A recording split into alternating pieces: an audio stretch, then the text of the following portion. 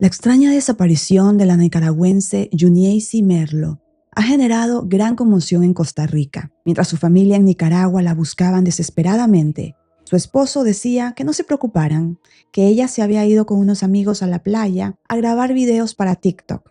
Pero sospechosamente, este hombre, en los días en que su esposa estaba desaparecida, contrató una excavadora, levantando no solo tierra, sino grandes sospechas hacia él. Hola chicos y chicas, ¿cómo están? Bienvenidos a un episodio más de Martes de Misterio.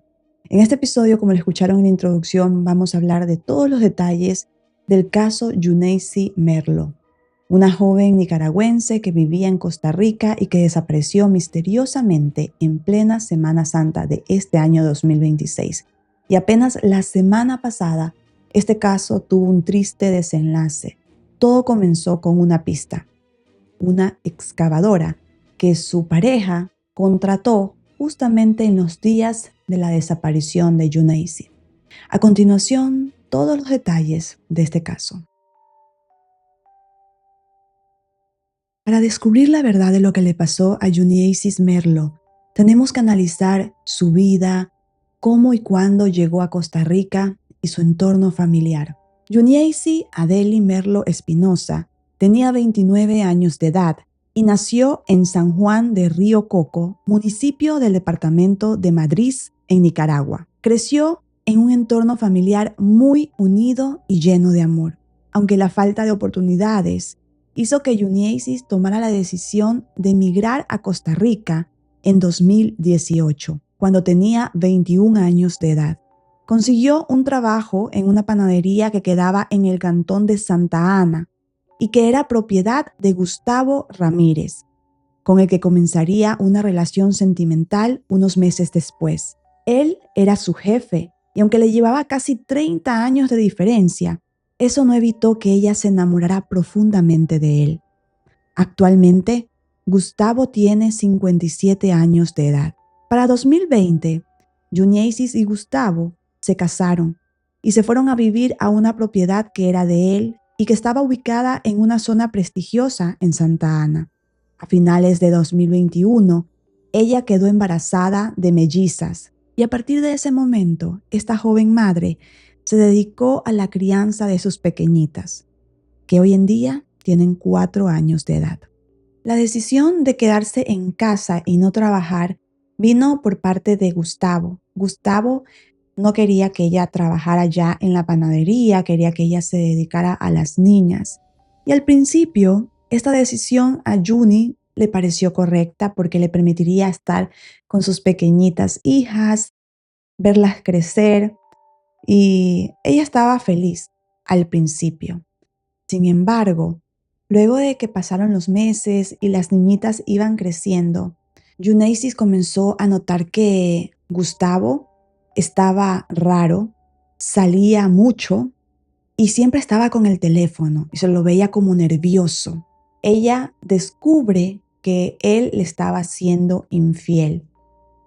Tuvo varios problemas con él, pero él le decía que lo perdonara y ella lo perdonó la primera vez, pero el año pasado, cuando ella vuelve a descubrir una de sus infidelidades, es cuando explota y publica en sus redes sociales el siguiente mensaje. Por aquí se los voy a poner. Este es Gustavo, el panadero, y ella, pone el nombre, empleada de la panadería, y yo la pareja actual durante 4 años y un poco más, hasta que este par dañó lo poco que quedaba de relación. Los que lo conocen saben que él es así, con todo el mundo se mete, pero esta muchacha tan joven y dañando hogares, porque ella también tenía su marido. Yo sé que a nadie le importa, pero lo publico para que la próxima víctima sepa con quién se está metiendo. Yunieisi estaba muy molesta. Ella le contaba a su mamá, a sus hermanas y hermanos en Nicaragua, les contaba que se quería separar de este hombre, pero no tenía dinero porque había dejado de trabajar, entonces no tenía ahorros para irse con las niñas a Nicaragua.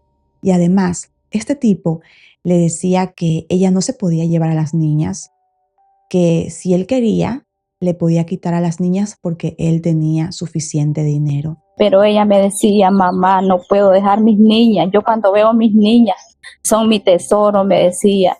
Y ese hombre no permite que yo me la lleve. Así que para inicios de este año 2026, ella decidió separarse de él.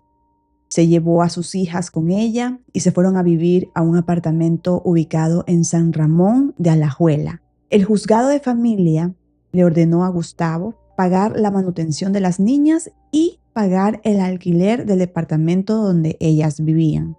De San Ramón a Santa Ana, en carro, era 1 hora aproximadamente. Según los familiares de Juni, ella se fue a vivir a 1 hora de donde residía previamente con su expareja para que él no la estuviera acosando. Juniasis quería tener una vida tranquila, brindarle a sus hijas la paz que durante tantos años no habían tenido. Ella era muy activa en sus redes sociales y quería convertirse en influencer. Yo estoy en una etapa de mi vida que no me puedo permitir sufrir por amor. Si me ves triste, es porque no tengo dinero. Los padres de Juniasis que vivían en Nicaragua son personas mayores. Ella era una hija muy dedicada a sus padres. Es más, ella decide viajar a Costa Rica para poder ayudar a sus papás. Antes de irse de Costa Rica les dijo, papis, no se preocupen, yo les voy a mandar dinero. Y eso ella hacía. Siempre cuando ella se fue para ese país, ella dijo, voy a trabajar para apoyarlos a ustedes, padres, para que estén mejor. A pesar de estar lejos de su familia, Juniasis nunca perdió la unión y el contacto con sus padres y sus hermanos. Ella siempre los llamaba y hacía videoconferencias con ellos. Así es como llegamos a la semana del lunes 30 de marzo de 2026, el lunes de Semana Santa. Eran aproximadamente las 6:30 de la tarde. Juniasis habló con sus padres, el señor Máximo Merlo y la señora Vilma Espinosa. En esa llamada ella les contó cómo estaban las niñas, qué habían comido, le preguntaron que qué iba a hacer por Semana Santa y ella le dijo que nada, que se iba a quedar en la casa y que iba a estar con las pequeñas. Y de paso le pidió a su madre, la señora Vilma, que por favor le pasara la receta para hacer buñuelos porque ella quería hacer buñuelos en Semana Santa. Y antes de despedirse de su papá, le pidió que por favor al siguiente día, o sea, el día martes, la llamara antes de que su hermana se fuera de Nicaragua, porque su hermana tenía pensado emigrar. Ella tenía una hermana que iba a emigrar y otra hermana que se encontraba en España. La hermana que se encontraba en España, de nombre Marjorie Merlo, también habló con ella aquel día lunes, hicieron videollamada. Y al día siguiente, es decir, el día martes 31 de marzo, recibió un audio de Juni, pero ella estaba dormida, entonces no lo escuchó inmediatamente. Y ya cuando se despertó, lo escucha y rápidamente quiso llamar a su hermana. Pero extrañamente, Juni no le respondió. Y digo extrañamente porque ella siempre respondía las llamadas de sus hermanos, especialmente de su hermana Marjorie, que se encontraba en España, porque tenía miedo de que algo le pasara a su hermana estando tan lejos. Entonces, siempre que su hermana Marjorie la llamaba a ella dejaba todo por contestarle a Marjorie. Pero ese día no le respondió. Los padres de Juni también intentaron comunicarse con ella. La llamaron en varias ocasiones la mañana del día martes 31, pero ya su hija no respondía a las llamadas. El teléfono sonaba, los mensajes llegaban, pero su hija no les respondía. Desesperada, la familia de Juniasis deciden comunicarse con Gustavo, la expareja de su hija. Y aquí es cuando este hombre les da la primera versión de dónde se encontraba Juni. Él indicó que ella se había ido a la playa para hacer unos videos de TikTok con unos amigos que también eran TikTokers. El señor Máximo le preguntó a Gustavo que por qué su hija no contestaba el celular si supuestamente estaba haciendo videos para TikTok. Lo más lógico era que ella haya llevado el celular con ella. Y este hombre lo que le respondió es que no, porque Juniasis le había dicho, ¿sabes qué? Mejor no voy a llevar el celular porque tengo miedo de que me lo vayan a robar y recién lo estamos terminando de pagar el celular, entonces lo voy a dejar aquí en la casa. Cabe aclarar que para marzo de 2026, Juniasis estaba viviendo nuevamente con Gustavo en el condominio Los Pericos, pero no habían regresado, o sea, no eran pareja sentimental. Ella había regresado con él porque él la había amenazado, le había dicho que si no regresaba, no le iba a pasar manutención a las niñas y que no iba a pagarle la renta en el departamento que ella estaba alquilando en San Ramón. Le dijo, tienes que regresar a esta casa. Ella lo hizo por las niñas, pero ya no eran una pareja sentimental. Lo que sí es que su madre, la señora Vilma, recuerda que en los últimos días Juni le dijo que Gustavo no la dejaba salir, que la tenía como una presa en esa casa, en ese condominio, que era súper grande, o sea, una casa de lujo. Este hombre no solamente tenía esa casa, tenía 3 casas más en ese condominio, tenía como 2 lotes en ese condominio y varios negocios. Gustavo Ramírez era una persona con bastante poder adquisitivo y lo usaba para someter a Juni. Y es por este antecedente que cuando Gustavo cuenta esta primera versión, a la familia se le hizo muy extraño escuchar que Juni se había ido a la playa y había dejado a las niñas y había dejado el celular en la casa y a las niñas con él. ¿Cómo? Dijo la mamá. Si mi hija hace unos días me dijo que este hombre no la dejaba ni siquiera salir al supermercado, que la tenía como una presa encerrada. ¿Cómo este hombre dice ahora que dejó que ella se fuera a la playa que para hacer videos de TikTok? Los familiares de Juniasis se quedaron preocupados ese día martes y pasaron prácticamente todo el día martes marcándole a Gustavo, preguntándole si sabía algo de Juni, si ya había regresado a la casa. Por la noche, él les dijo que no se preocupen por Juni, que seguramente ella se iba a quedar unos 2 o 3 días en la playa con estos supuestos amigos. Pero previamente él les había dicho que solamente iba y venía ese mismo día martes.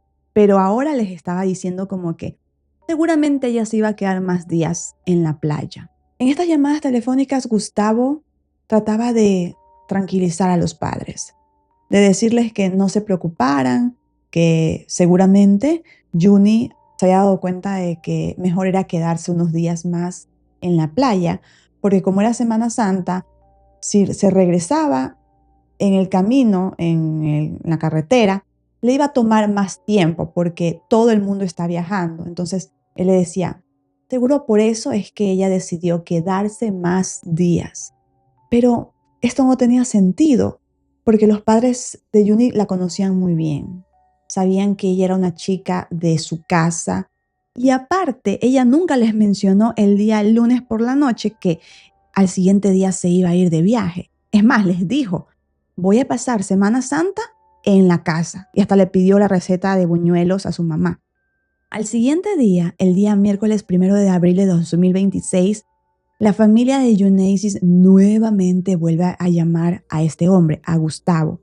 Y asimismo, para preguntarle más detalles de su hija. Y aquí es cuando este hombre cambia su versión.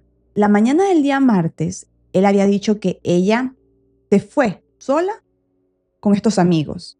Pero ahora, este día miércoles, decía que Juniasis había tomado un bolso y que él la había ido a dejar frente a un Maxi Palí en Santa Ana, que es un supermercado. Y que desde ahí ella supuestamente había continuado su camino.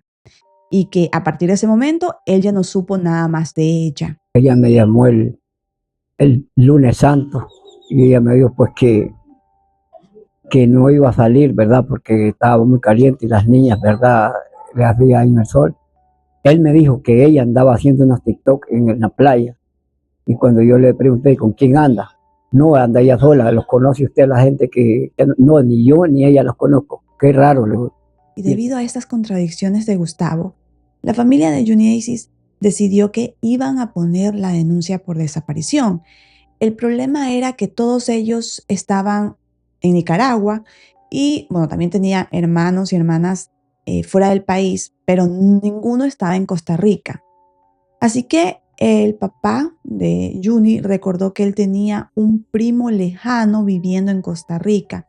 Entonces le pidió de favor que fuera a poner la denuncia, que el día jueves 2 de abril de 2026 iban a llegar el hermano, la hermana y un amigo de la familia, iban a llegar a Costa Rica, pero ellos querían que este señor, que este primo, fuera a poner primero la denuncia. Y eso pasó. Este familiar lejano de Juni va a poner la denuncia el día jueves por la mañana y al mediodía es cuando llega el resto de la familia. Llega el hermano. Nosotros le preguntamos al señor que qué estaba pasando. Él nos indicó que nuestra hermana había salido a unas playas con unos amigos de TikTok y que no había llevado el teléfono celular porque era un teléfono muy costoso y no sabía con qué tipo de personas se iba a reunir y se lo podían robar. Junto a él llegaron su hermana y un amigo, pero ellos no se quedaron muchos días en Costa Rica. El que se quedó varios días en Costa Rica fue Wilder. Afortunadamente, un amigo de la familia les prestó ayuda y le dijo que se podían quedar en la casa de él mientras las autoridades investigaban, porque era necesario que un familiar estuviera presente. Y aquí es cuando las autoridades del OIJ ingresaron a la vivienda ese mismo día jueves para recoger pertenencias de la joven, entre ellas el teléfono y la computadora, porque querían analizar la información que contenían esos dispositivos. Y es que los familiares contaron que ellos veían actividad en la cuenta de Facebook de Juniesis. Entonces decían, ¿cómo ella está activa en sus cuentas, en sus redes sociales, si no tiene ni su celular ni su computadora? Los familiares creían que era Gustavo quien se conectaba de las cuentas de Juni para hacer creer que ella estaba bien. Es así como los investigadores comenzaron a analizar los movimientos de este hombre durante una semana. Pidieron las cámaras de seguridad que quedaba frente al lugar donde supuestamente él había ido a dejar a Juniesis, pero los videos, en lugar de ser su coartada, fueron su condena, porque en ellos se puede ver cómo aquel día por la mañana, aquel día martes por la mañana, la camioneta efectivamente llega al lugar, se estaciona y se baja él, las mellizas, las hijas de Juniesis y Gustavo, pero nunca se ve a Juni bajando de esa camioneta. Entonces era mentira la versión que él decía que había ido a dejar a Juni a ese lugar, que ella se bajó, agarró su bolso y se fue caminando. Otro dato alarmante que descubren las autoridades es que él había alquilado una excavadora el día que Juni, entre comillas, se fue a la playa. Por este motivo, la fiscalía pidió una orden de allanamiento a un juez para poder ingresar a la casa de los Pericos, propiedad de Gustavo Ramírez. Y ese juez le otorga la orden de allanamiento al fiscal. Más o menos eran las 7 de la noche del día miércoles 9 de abril de 2026, cuando un equipo de científicos y policía se dirigen hasta este condominio Los Pericos. Los vecinos de aquel lugar estaban sorprendidos, no sabían por qué la policía, por qué había un operativo tan grande, qué había pasado en la casa de Gustavo y la joven Juniesis. Los vecinos del lugar más adelante declararon ante varios medios de comunicación y dijeron que ellos no habían escuchado nada la noche del día lunes ni la madrugada del día martes, pero es porque las casas que hay en ese lugar están muy separadas y cada casa tiene bastante terreno como de patio. Entonces es prácticamente imposible escuchar lo que un vecino hace o dice. Los vecinos estaban sorprendidos. Las autoridades iban a buscar algo en específico: tierra removida, porque sabían que en los días de la desaparición de Juni, este hombre había alquilado una excavadora. Aunque él, ¿cómo justificó esto? Dijo que él había estado haciendo unas renovaciones porque él alquilaba y vendía casas en ese mismo condominio. Entonces, esa fue la justificación que por qué es que alquiló la excavadora. La persona que trabajó para él ese día les dijo a las autoridades que había hecho varios trabajos, varios levantamientos de tierra por el lugar, pero que al final él le pidió que le hiciera un hueco de 2 metros y le dijo que no se lo rellene, porque ese hueco él pensaba más adelante usarlo como para que el agua no se estanque. Entonces esta persona hizo eso, pero él no sabía para qué estaba excavando ese hueco. Y les comunicó a las autoridades exactamente dónde él había hecho los trabajos, los huecos, el levantamiento de tierra en aquellos lotes. Las autoridades estuvieron varias horas en este lugar, desde las 7 de la noche hasta las 2 de la mañana, que es cuando encuentran el cuerpo de una persona. El cuerpo que se sospechaba era de Juni Asis fue llevado inmediatamente a la medicatura forense para que se hiciera la autopsia y así poder determinar la causa del deceso. Lo que trascendió en los medios de comunicación es que el cuerpo no mostraba heridas, por lo que habían fuertes sospechas de que la causa del deceso era asfixia, lo cual fue corroborado días después. El jueves 9 de abril de 2026, la policía se dirigió hasta Cartago para detener a Gustavo Ramírez. Aquí ustedes pueden ver el momento de su detención. Él no puso resistencia, estaba tranquilo. Las niñas estaban con él en la propiedad de Cartago y lo que hicieron las autoridades es que retiraron a las niñas de este lugar y quedaron bajo la protección del Patronato Nacional de la Infancia, el PANI. El director del OIJ, Michael Soto, en una rueda de prensa, confirmó que el cuerpo encontrado en el condominio Los Pericos era el de Juni Asis Merlo Espinosa y dijo lo siguiente, que el sujeto, el victimario, habría aprovechado trabajos con maquinaria en la propiedad para solicitar que se hiciera un hueco bajo el argumento de labores en el terreno. Bueno, de momento tenemos la instrucción del Ministerio Público de proceder a la detención del sujeto porque de acuerdo a nuestra investigación y nuestra hipótesis, él podría ser el responsable. Hay que procesar todo el trabajo que se hizo durante horas de la noche y de la madrugada de hoy, el análisis de las pruebas recolectadas para tratar de establecer ya un vínculo más certero con él. Hay pruebas técnico-científicas y demás. Aquí es importante aclarar un punto. Este sujeto había contratado una maquinaria para hacer unas terrazas en unos lotes y le pidió a la persona que no está involucrada con los hechos que le hiciera un hueco a la orilla de una calle para sostener el caudal de agua. Este mismo orificio lo utiliza para estas circunstancias, según nuestra hipótesis, entonces también eso es importante aclarar. Podrían ser, es el mismo condominio, que es un condominio bastante lujoso, en el cual las casas no están juntas, están a una distancia importante, es una zona montañosa, y está aproximadamente unos 400, 500 metros de la vivienda donde residían ambos. Bueno, realmente se trató de no manipularlo mucho porque este tipo de casos, el principio de transferencia o la recolección de evidencias por la transferencia es muy importante. Visiblemente no se le observó ninguna lesión y vamos a esperar a ver qué nos dice patología. Lamentablemente los padres de Juni Asis se enteraron de esta terrible noticia de la peor manera, a través de las redes sociales. La señora madre de Juni Asis, la señora Vilma, tuvo que ser hospitalizada. El señor Máximo, como sufre de diabetes, también se enfermó. Estuvieron muy, muy mal los dos. No podían creer lo que le había pasado a su hija. Ellos guardaban un granito de esperanza de que ella estuviera viva. Por eso yo me siento tan mal que no puedo explicar mi dolor, porque mi hija, yo la recuerdo cada momento. Es La duro señora para Vilma, madre de Juni Asis, también le pidió a la ciudadanía de Costa Rica y a todo el gobierno de Costa Rica que por favor la ayudaran a ella y a su familia para poder tener de vuelta a sus nietas, a las mellizas. Dijo lo siguiente: yo no quiero que esas niñas se queden en ese país donde mi hija perdió la vida.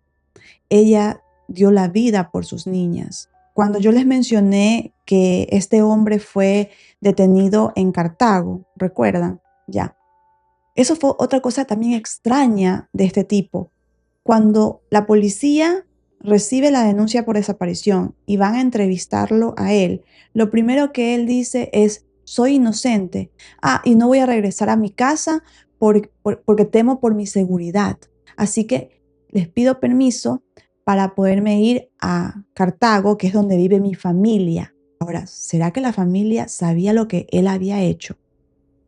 No sé si lo estaban alcahueteando. Pero lo que sí es que la señora Vilma no quiere que las niñas se queden en Costa Rica y se queden con la familia paterna. Quieren criar a las niñas ellos. Sí, ellos tienen pocos recursos económicos, pero tienen mucho amor.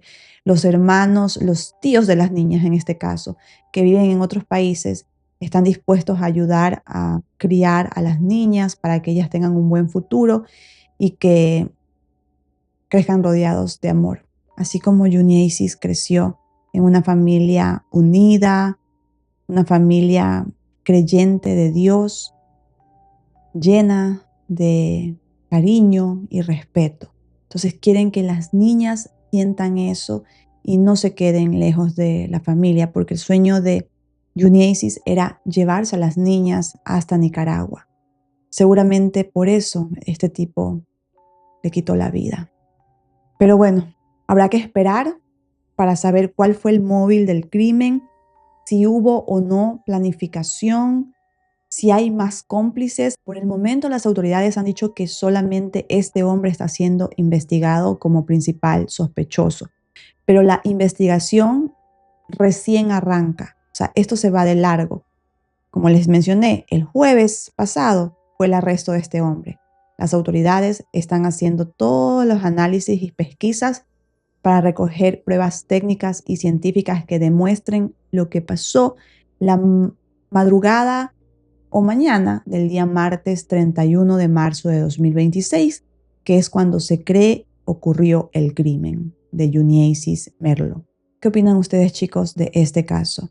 ¿Consideran que este hombre actuó solo o creen que tuvo otros cómplices? Los leo en los comentarios. Muchísimas gracias, chicos, por haberme acompañado en este episodio y nos vemos en el siguiente. Cuídense mucho.